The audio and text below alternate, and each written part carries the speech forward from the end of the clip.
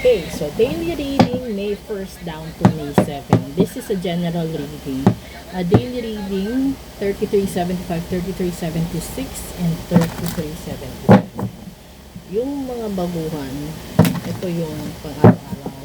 And then, yung mga suki ko, alam na nila ito. So, kuha tayo dito ng tatlo. This is a general reading. So, nakaka-resonate na po. Pero pag hindi po na-resonate, huwag hong magkalit, huwag hong mag-react. Kasi pwede naman ho kayong mag-book ng full private reading kung gusto po ninyo na personalize talaga yung reading sa inyo. And then, pwede din po naman na via video call, off lang po yung cam ninyo, yung cam ko lang po yung bukas para makita at maririnig din po ninyo yung nandoon sa sinasabi ng baraha.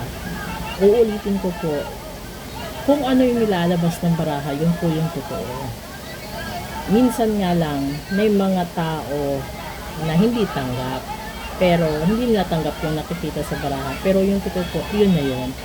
And then, sa gusto naman po magpa-ritual, magpatanggal ng kamalasan sa pera, sa negosyo, sa trabaho, sa relasyon, sabihin niyo lang po, message lang po kayo kasi meron namang ritual at mas maganda po gawin ngayon kasi papasok po ang first Friday. Okay? Kuha tayo dito ng tatlo. Una, Keeper of Secrets. May mga sikreto talaga. Ito, pangalawa, Grace. And then pangatlo,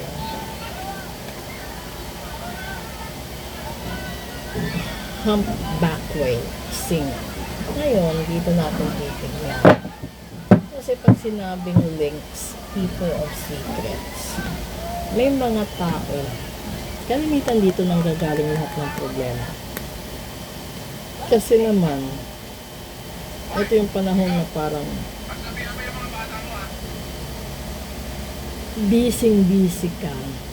And then, nawawala ka sa focus. So, parang kulang ka sa pagpahinga, kulang sa time out, na parang hindi mo na alam kung tama pa ba yung ginagawa mo.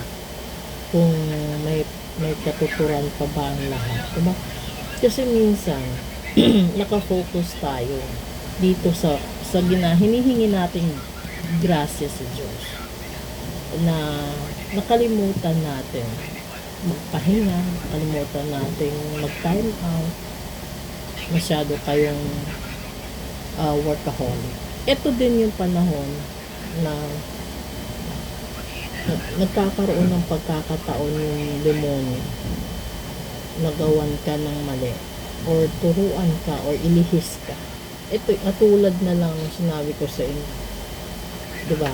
Kahabang nagpaparitual ka, gusto mong magparitual, tapos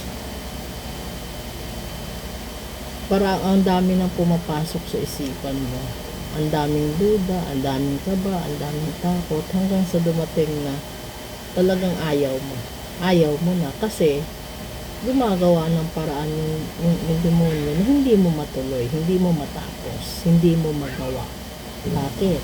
Kasi kapag nagawa mo yun, posible uunlad ang buhay mo, gaganda ang takbo ng negosyo mo, gagaan ang pasok ng blessing sa buong pamilya.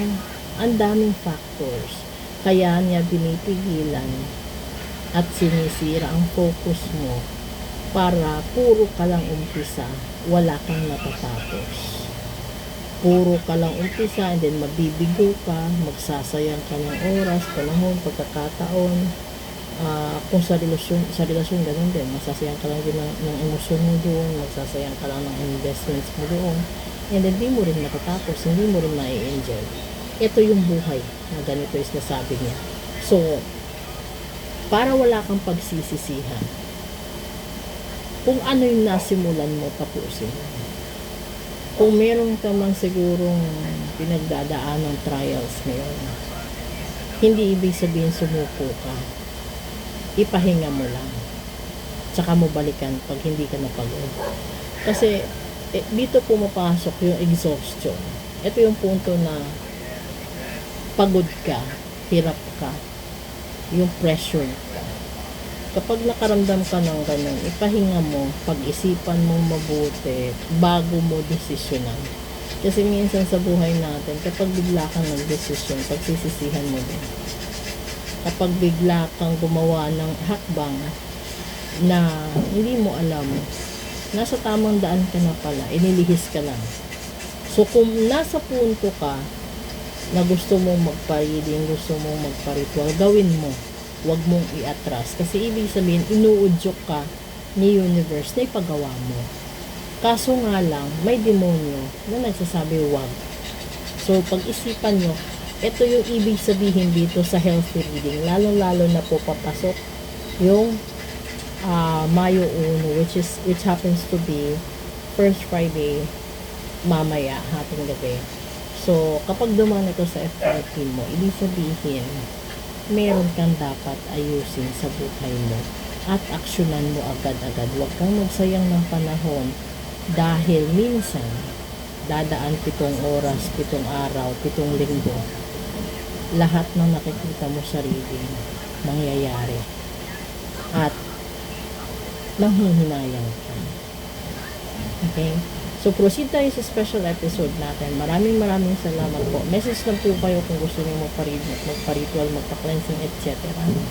And then, yun lang po. Sasagot lang po ako. Pag hindi ho ako makasagot agad, adjust po ng pasensya. Kasi ibig sabihin po nun, it's either meron akong ritual or meron akong home service or meron po talagang pumupunta dito na personal po talaga na may pinapagawa.